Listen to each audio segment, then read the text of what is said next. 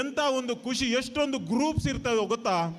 ಮನೆಯಲ್ಲಿ ಆಡುವಾಗ ಒಂದು ಗ್ರೂಪು, ಶಾಲೆಗೆ ಹೋಗುವಾಗ ಶಾಲೆಯ ಫ್ರೆಂಡ್ಸ್ನ ಒಂದು ಗ್ರೂಪು, ಚರ್ಚಿನಲ್ಲಿ ಕ್ಯಾಟಕಿಸಮಲ್ಲಿ ಒಂದು ಗ್ರೂಪು, ರೋಡಲ್ಲಿ ನಡೆದುಕೊಂಡು ಹೋಗುವಾಗ ಒಂದು ಗ್ರೂಪು, ಸ್ಕೂಲ್ ಡೇಯ ಒಂದು ಗ್ರೂಪು. ಆದರೆ ಈಗಿನ ಮಕ್ಕಳಿಗೆ ಆ ಯಾವುದು ಗ್ರೂಪ್ ಇದೆ ಅಂತ ನನಗೆ ಗೊತ್ತಿಲ್ಲ. ಆದರೆ ಒಂದು ಗ್ರೂಪ್ ಗ್ಯಾರಂಟಿ ಇದೆ, ಅದು ವಾಟ್ಸ್ಯಾಪ್ ಗ್ರೂಪು ಅಲ್ವಾ. ಇವತ್ತು ಒಂದು ಗ್ರೂಪ್ ಗ್ಯಾರಂಟಿ ಇದೆ, ಅದು ವಾಟ್ಸ್ಯಾಪ್ ಗ್ರೂಪು. ಆದರೂ ಕೂಡ ಪರವಾಗಿಲ್ಲ, ನಮ್ಮ ಪೇರೆಂಟ್ಸ್ ಇಲ್ಲಿನ, ವಿಶೇಷವಾಗಿ ನಮ್ಮ ಫಾದರ್ ಎಲಿಯಾಸ್ ಹೇಳಿದರು, ಇಲ್ಲಿನ ಪೇರೆಂಟ್ಸ್ ಮಕ್ಕಳಿಗೆ ಎನ್ಕರೇಜ್ ಮಾಡ್ತಾರೆ ಮತ್ತು ಶಾಲೆಗೆ ಅವಳು ಬಹಳ ಶಿಸ್ತಿನಿಂದ ಬಹಳ ಗೌರವದಿಂದ ಸಪೋರ್ಟ್ ಮಾಡ್ತಾನೆ ಅಂತ ಹೇಳಿದರು. ಅದಕ್ಕಾಗಿ ಒಂದು ಜೋರಾದ ಚಪ್ಪಾಳೆ ಎಲ್ಲ ಪೇರೆಂಟ್ಸ್ನಿಂದ. ನಾನು ಜೋರಾಗಿ ಯಾಕೆ ಮಾತಾಡ್ತೇನೆ ಅಂದರೆ, ಹಿಂದಿನಲ್ಲಿ ಯಾರಿಗೂ ಕೇಳುವುದಿಲ್ಲ ಅಂತ ಕೇಳುವುದು ನಾನು, ಆದರೆ ಎಲ್ರಿಗೂ ಕೇಳ್ತದೆ. ಈ ಸ್ಕೂಲ್ ಡೇ ಅಲ್ಲಿ ಇನ್ನೊಂದು ಸ್ಪೆಷಾಲಿಟಿ ಏನೆಂದರೆ, ಸ್ಪೋರ್ಟ್ಸು ಮತ್ತು ಕಲಿಯುವುದರಲ್ಲಿ ಫಸ್ಟ್ ಸೆಕೆಂಡ್ ಥರ್ಡ್ ಎಲ್ಲ ಪ್ರೈಸ್ ಅಲ್ವಾ. ಶಾಲೆಯಲ್ಲಿ ಪ್ರೈಸ್ ಸಿಕ್ಕಿದವರು ತುಂಬಾ ಅವರಿಗೆ ಸ್ವಲ್ಪ ಗೌರವ ಜಾಸ್ತಿ. ಆದರೆ ಯಾರಿಗೆಲ್ಲ ಇಲ್ಲಿ ಪ್ರೈಸ್ ಸಿಗಲಿಲ್ಲ, ದಯಮಾಡಿ ನೀವು ನಿರಾಸೆಯಾಗಬೇಡಿ. ಪೇರೆಂಟ್ಸ್ ನಿಮಗೆ ಹೇಳ್ತೇನೆ, ಒಂದು ವೇಳೆ ನಿಮ್ಮ ಮಕ್ಕಳಿಗೆ ಫಸ್ಟ್ ಸೆಕೆಂಡ್ ಥರ್ಡ್ ಬಂದಿದೆ ಆದರೆ ನಂದು ಒಂದು ಕ್ಲಾಪ್ ಇದೆ, ಅವರು ಇನ್ನಷ್ಟು ಎತ್ತರಕ್ಕೆ ಬೆಳೆಯಲಿ. ಆದರೆ ಯಾರಿಗೆಲ್ಲ ಪ್ರೈಸ್ ಸಿಗಲಿಲ್ಲ, ದಯಮಾಡಿ ಏನೂ ನಿರಾಸೆಯಾಗಬೇಡಿ. ಯಾಕೆಂದರೆ 1ನೇ ಕ್ಲಾಸಿನಿಂದ ಫೈನಲ್ ಇಯರ್ BCom 13 ವರ್ಷದ ಶಾಲಾ ಜೀವನದಲ್ಲಿ ನನಗೆ ಒಂದೇ ಒಂದು ಪ್ರೈಸ್ ಸಿಗಲಿಲ್ಲ, ಆದರೂ ಕೂಡ ನಿಮ್ಮ ಮುಂದೆ ನಿಂತು ಮಾತಾಡ್ತೇನೆ.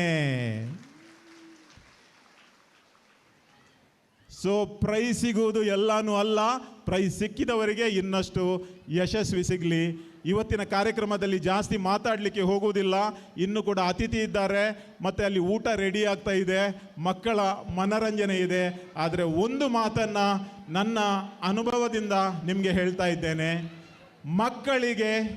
ನಿಮ್ಮ ಮಕ್ಕಳಿಗೆ ಯಾವತ್ತೂ ಕೂಡ ಇನ್ನೊಬ್ಬರ ಮಕ್ಕಳನ್ನು ನೋಡಿ ಅವರಿಗೆ ನೀವು ಹೋಲಿಕೆ ಮಾಡಲಿಕ್ಕೆ ಹೋಗಬೇಡಿ, ಕಂಪೇರ್ ಮಾಡಲಿಕ್ಕೆ ಹೋಗಬೇಡಿ, ಬೇರೆಯವರೊಂದಿಗೆ ಕಾಂಪಿಟೀಷನ್ ಮಾಡಲಿಕ್ಕೆ ಬಿಡಬೇಡಿ.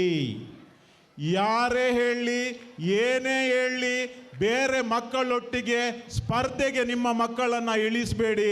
ಒಂದು ವೇಳೆ ನಿಮ್ಮ ಮಕ್ಕಳು ಸ್ಪರ್ಧೆ ಮಾಡುವುದಾದರೆ ಅದು ನಿಮ್ಮೊಂದಿಗೆ ಇರಲಿ, ಸ್ಪರ್ಧೆ ನಿಮ್ಮ ಮಕ್ಕಳ ಒಳಗಡೆನೇ ಇರಲಿ.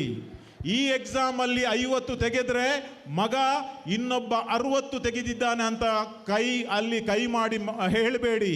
ಮಗನಿಗೆ ಹೇಳಿ, ಇವತ್ತು 50 ತೆಗೆದಿದ್ದೀಯಾ, ಪರವಾಗಿಲ್ಲ, ನೆಕ್ಸ್ಟ್ ಎಕ್ಸಾಮ್ಗೆ ನೀನೇ ಸ್ಪರ್ಧೆ ಮಾಡು, 52 ತೆಗಿ, ನೆಕ್ಸ್ಟ್ 54 ತೆಗಿ, ನೆಕ್ಸ್ಟ್ 60 ತೆಗಿ, 65 ತೆಗೆಯುವಾಗ ಹೇಳಿ, ನೋಡಿ ನೀನು ನಿನ್ನಷ್ಟಕ್ಕೆ ಸ್ಪರ್ಧೆ ಮಾಡಿ ಇವತ್ತು ಫಸ್ಟ್ ಕ್ಲಾಸ್ ಬಂದಿದ್ದೀಯಾ, ಇವತ್ತು 80 ತೆಗೆದಿದ್ದೀಯಾ, ಇವತ್ತು 90 ತೆಗೆದಿದ್ದೀ. ನಾನು ಯಾಕೆ ಮಾತನ್ನು ಹೇಳ್ತೇನೆ ಅಂದರೆ, ಈ ಸ್ಪರ್ಧೆಯಲ್ಲಿ ಮಕ್ಕಳನ್ನು ನಾವು ಡಿಪ್ರೆಷನ್ಗೆ ಕರ್ಕೊಂಡು ಹೋಗ್ತೇವೆ, ಮಾತ್ರ ಅಲ್ಲ ನಮ್ಮ ಪೇರೆಂಟ್ಸನ್ನು ಕೂಡ ನಾವು ಅಷ್ಟೇ ಡಿಪ್ರೆಷನ್ಗೆ ಕರ್ಕೊಂಡು ಹೋಗ್ತೇವೆ.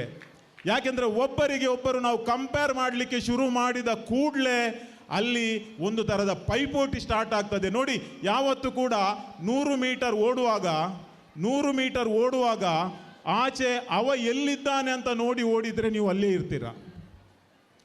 ಯಾರನ್ನು ಕೂಡ ಗಣನೆಗೆ ತೆಗೆದುಕೊಳ್ಳದೆ ಓಡಿ 100 ಮೀಟರನ್ನು ನೀವು ಕಂಪ್ಲೀಟ್ ಮಾಡಬೇಕು.